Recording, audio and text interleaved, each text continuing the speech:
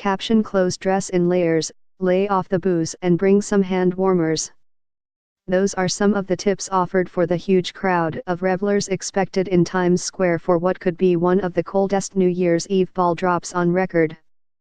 Brutal weather has iced plans for scores of events in the Northeast from New Year's Eve through New Year's Day, but not in New York City, where people will start gathering in Times Square up to 9 hours before the famous ball drop. Hundreds of thousands have withstood very cold weather over the years for a once-in-a-lifetime experience, and we expect this year to be no different, said Tim Tompkins, president of the Times Square Alliance, which puts on the event.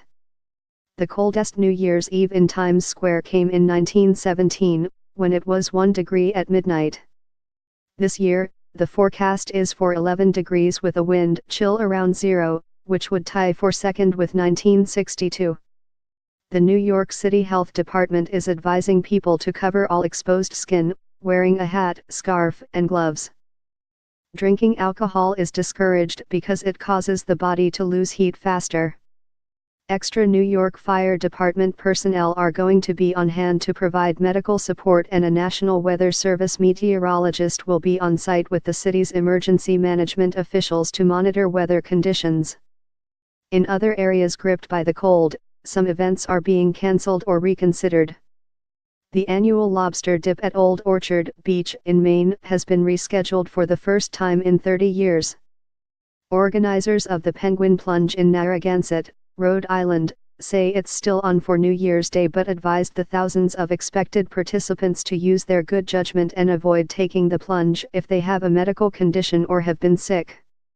In Philadelphia, officials are taking a wait-and-see approach to whether they should hold the annual New Year's Day Mummers Parade, which features thousands of performers in colorful costumes adorned with sequins and feathers strutting through the streets.